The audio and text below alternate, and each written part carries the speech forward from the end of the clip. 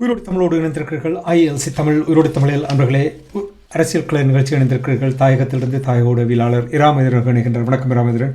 வணக்கம் திரான நண்பர்களுக்கும் நேர வணக்கம். தொடர்ந்து அரசியல் கலை நிகழ்ச்சியில் நாங்கள் தமிழர் தாயகத்தில் செம்மணி புதைக்குழி தொடர்பாக பார்ப்போம். செம்மணி அகழ்வு பணி நடைபெற்றுக் கொண்டிருக்கின்றது. நேற்றைய தினம் 8ஆம் நாள் அகழ்வு பணியின் பொழுது அகன்றெடுத்த எலும்புக்கூடுகள் சான்று பொருட்கள் தொடர்பாக நீங்கள் கூறியிருந்தீர்கள். இன்று 9வது நாள், என்ன நிலைமை என்று கூறுவீர்களா? தொடர்ச்சியாக ஏற்கனவே தொடர்ச்சியாக நாங்கள் ஆரம்ப நாட்களிலிருந்து கூறி வந்ததை போன்று செம்மணி சிந்துபாத் இந்துமையான அகழ்வு நடவடிக்கை என்பது தோண்ட தோண்ட தமிழின படுகொலையினுடைய அந்த கோர முகம் ஒரு அதிர்ச்சிகரமான சான்றுகளாக வெளிவந்து கொண்டிருக்கின்றது. அந்த வகையில்தான் இப்போது இந்த 3ஆம் கட்ட அகழ்வு பணி கூட அந்த மனதை உழுக்கக்கூடிய வகையிலே இப்படியெல்லாம் செய்ய முடியுமா என்ற அளவிலே இந்த விடயங்கள் வெளிவந்து கொண்டிருக்கணும். அந்த வகையில் இன்றைய தினம் 9வது நாள் அகழ்வு பணி நிறைவு வந்திருக்கின்றது. இப்போ இந்த விடயம் தொடர்பாக எங்களுடைய ஊடக நண்பர் பிரபாகரன் எலெக்ஷன் தொடர்ச்சியாக ஆரம்ப நாட்களில் இருந்து கொண்டே அந்த அகழ்வு நடவடிக்கையிலே முழுமையாக அதில் சென்று அவருடைய அந்த ஒளிப்படங்கள்லாம் இன்று பல இடங்களிலே அந்த செம்மணியினுடைய கொடூரங்களை வெளிப்படு பல ஊடகவியலாளர்கள் அந்த பணியில ஈடுபட்டிருந்தாலும் தொடர்ச்சியாக கடந்த காலங்களில் இருந்து தினசரி அதை ஒரு தன்னுடைய அந்த ஊடக பணியின் மூலமாக இந்த செம்மணி விவகாரத்தை வெளி உலகத்துக்கு கடத்த வேண்டும் என்ற அர்ப்பணிப்போடு தம்பி பிரபாகரன் எலெக்ஷன் தொடர்ச்சியாக செயல்பட்டு வருகின்றார். அந்த வகையில் இப்ப அவருடைய தகவல்களினுடைய பின்தொடர்ச்சியாகத்தான் நாங்கள் தொடர்ச்சியாக இந்த விடயங்களை கூறி வருகின்றோம் என்பதை இந்த இடத்திலே நாங்கள் எங்களுடைய உறவுகளுக்கு பகிர்ந்து கொண்டு அந்த வகையில் இன்றைய தினமும் அவ்வாறு அந்த தகவல்களின் அடிப்படையிலே மேலதிகமாக ஒரு எண்பு தொகுதி அடையாளம் காணப்பட்டிருக்கின்றது. அது முழுமையாக இன்னும் அடையாளம் காணப்படாது காரணத்தினால் அது இலக்கமிடப்படவில்லை என்ற ஏற்கனவே 255 எண்பு தொகுதிகள் அடையாளம் காணப்பட்டு இலக்கமிடப்பட்டிருக்கின்றது. இவ்வாறான நிலைமையிலே இன்றைய தினம் அது முழுமையாக அந்த எண்பு தொகுதி அடையாளப்படுத்தப்படாமல் ஒரு பகுதி அடையாளம் காணப்பட்ட நிலைமையில இன்று இன்னும் அதாவது இலக்கமிடப்படாத ஒரு நிலைமை காணப்படுகின்றது. எப்படி இருந்தாலும் 256வது எண்பு தொகுதி அடையாளம் காணப்பட்டிருக்கின்றது. அதை விட 3 எண்பு தொகுதிகள் அடையாளம் காணப்பட்டிருக்கின்ற அந்த வகையிலே மொத்தமாக 252 எண்பு தொகுதிகள் முழுமையாக அகழ்ந்தெடுக்கப்படுகின்றன. ஏற்கனவே நேற்றைய தினம் 8வது நாளில் 249 எண்பு தொகுதிகள் முழுமையாக அகழ்ந்தெடுக்கப்பட்டிருந்தது. அந்த வகையில இன்றைய தினம் நிறைவின் போது 256 அடையாளம் காணப்பட்ட நிலைமையில 252 எண்பு தொகுதிகள் முழுமையாக அகழ்ந்தெடுக்கப்பட்டிருக்கின்றது. இவ்வாறு நிலைமையில தொடர்ச்சியாக இந்த 3வது கட்ட அகழ்வு பணி நாளைய தினமும் இடம்பெற இருக்கின்றது. இந்த செம்மணி புதைகுழி தொடர்பாக தோண்ட தோண்ட அவர்கள் எடுக்கின்ற தடயங்கள் தொடர்பான விடயங்களை கூறும்பொழுது நீங்கள் கூறிய ஞாபகம் இருக்கின்றன என்றால், கருப்பு நிறமான மண் படுக்கை ஒன்று இருந்தது என்பதை நீங்கள் கூறியது எனக்கு ஞாபகம் இருக்கிறது.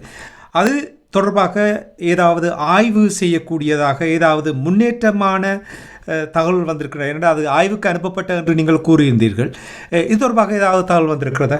அது தொடர்பாகவும் தகவல்கள் அவர்கள் வெளியிட்டிருக்கின்றார்கள். குறிப்பாக அந்த மணல் அந்த ஒரு இடத்திலே நாங்கள் குறிப்பிட்ட ஒரு குவியலாக ஒரு அந்த இடத்துல ஒரு கருப்பாக ஒரு படிமமாக அது இருந்த நிலைமையிலே அது ஒரு எரியூட்டப்பட்ட நிலையிலே ஒரு கொட்டப்பட்ட ஒரு மணலாக இல்லை அந்த எரியூட்டப்பட்டதனுடைய ஒரு மிகுதி தடயங்களை அந்த இடத்திலே கொண்டு வந்து அந்த புதைகுழியிலே போடப்பட்டதாகத்தான் இருக்கலாம் என்று கருதப்பட்டது. இப்ப அந்த வகையில அதை உறுதிப்படுத்தக்கூடிய வகையிலே அந்த மணல்களை அரித்து பெறப்பட்ட அந்த சான்று பொருட்கள் ஆய்வுக்கு உட்படுத்தப்பட்டதிலே அது எண்பு கூடுகளினுடைய எச்சந்தான் என்பது இப்போது உறுதிப்படுத்தப்பட்டிருக்கின்றது. ஆகவே அங்கே ஒருவர் எரியூட்டப்பட்டு அதனுடைய மிகுதி தான் அங்கே போடப்பட்டதாக இப்போது உறுதிப்படுத்தப்பட்டிருக்கின்றது. இப்போ நீங்கள் கூறுகிறீர்கள் அந்த கருப்பு நிறம் எரியூட்டப்பட்ட அந்த எலும்புகள் எரிந்த பின்பு அங்கே கொண்டு வந்து போட்டிருப்பது போல் தான் தெரிகின்றது. இதற்கு முதல் நாங்கள் பேசியிருக்கிறோம், இந்த செம்மணியில் மட்டுமில்லை வேறு வேறு இடங்களில் சித்திரவ முகாங்கள் இருந்தது, எங்களுடைய மக்களை கொன்றார்கள். அப்படி என்றால் நீங்கள் கூறுகின்ற அந்த எலும்பு கருப்பாக இருக்கின்ற அந்த எலும்பு சாம்பல் வேறு இடத்தில் கொன்றுவிட்டு இங்கே கொண்டு வந்து அதை போட்டிருக்கிறார்கள் என்று கருதலாமா?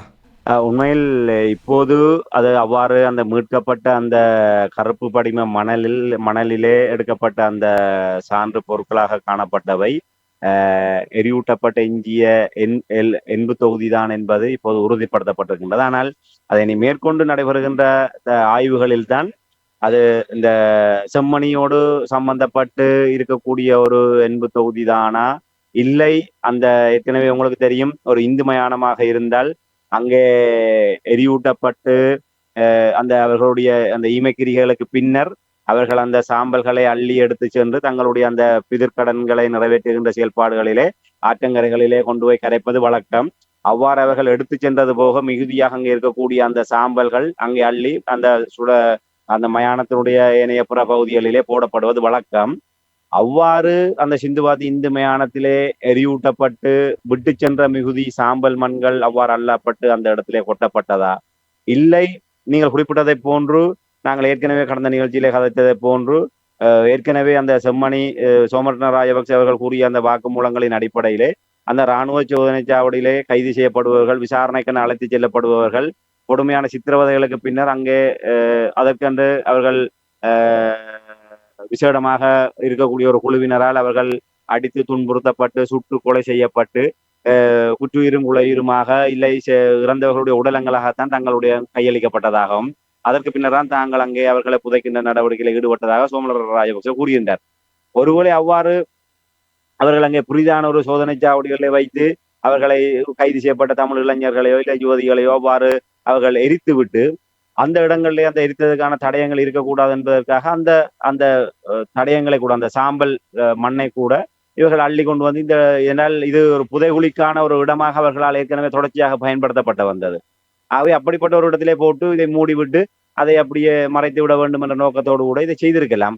ஆனால் இதெல்லாம் இந்த ஆய்வுகள் எப்போது நடத்தப்படும், இது குறிப்பாக இந்த ஆய்வுகளுடைய தொடர்ச்சி எப்போது வரும், இதுதானா என்று இதையெல்லாம் நாங்கள் மறந்து போய் விடுவோம். இப்போது 2ஆம் கட்ட அகழ்வு முடிந்து நான் நினைக்கிறேன் பல மாதங்கள் ஆகிவிட்டது. கிட்டத்தட்ட இந்த வருடமே இப்போது 5 மாதம் ஆகிவிட்டது. கிட்டத்தட்ட 10ஆம் மாதம் 11ஆம் மாதத்துக்கு முன்னரே மழை ஆரம்பித்த போது 2ஆம் கட்ட அகழ்வு நிறைவுக்கு வந்தது. கிட்டத்தட்ட 6 மாதங்கள் ஆகிவிட்டது. 6 மாதங்களுக்கு முன்னர் அந்த யுனிசெப் அந்த புத்தக பையோடு சிறுமியினுடைய உடல் தொகுதி மீட்கப்பட்டது. அது தொடர்பாக ஏதாவது ஆய்வுகள் மேற்கொள்ளப்பட்டதா? அந்த புத்தக பையோடு சம்பந்தப்பட்டு காணாமல் போன பிள்ளைகளுடைய அந்த தரவுகள் சேகரிக்கப்பட்டதா? அது ஒரு வரையறுக்கப்பட்டதாகத்தான் இருக்கும். இல்லை அதை விட அந்த காலனி சில விடயங்கள் எல்லாம் அந்த உடனடியாகவே ஆய்வு மேற்கொள்ளக்கூடிய வகையிலான ஒரு விசேடமான காரணிகளாக காணப்பட்டது. ஆனால் இன்று வரை 6 மாதங்களாகியும் அதில் எந்த வித முன்னேற்றமும் இல்லை.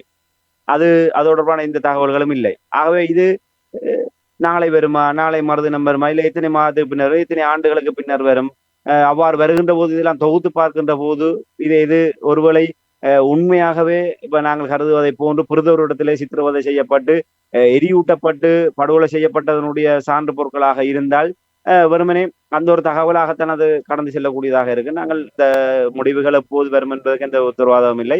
ஆனால் எப்படியான ஒரு சாத்தியக்கூறு இருப்பதாக சொல்லப்படுகின்றது. அந்த மயானத்திலே எரியூட்டப்பட்டு தகனம் செய்யப்பட்ட உடல்களுடைய அந்த சாம்பலாக என்றால் அது பெரும்பாலும் அவ்வாறு இருப்பதற்கு சாத்தியம் இல்லை என்றால் இது அந்த ஆய்வு நடத்தப்படுகின்ற அந்த மேற்படப்பிலே கொத்து கொத்தாக எங்களுடைய செம்மணி படுகொலையில செய்யப்பட்ட எண்பு தொகுதிகள் இருக்கின்ற போதும் அதோடு இணைந்ததாக இந்த மணல் படுக்கையும் வருவது என்பது என்றால் அதற்கு பின்னர் என்றால் இந்த செம்மணி புதைகுழி இருந்ததுக்கு பிற்பாடுதான் இந்த சிந்துவாத் இந்து மயானம் என்பது அதுக்கு முன்னரும் இருந்து அதுக்கு பின்னரும் அந்த மயானம் செயல்பட்டு கொண்டிருக்கின்றது.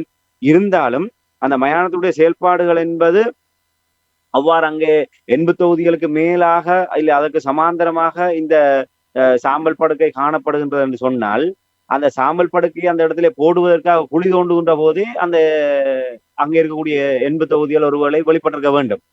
அது அந்த மயானத்தினுடைய செயல்பாட்டாளர்களாக அடையாளம் காணப்பட்டிருக்கும்.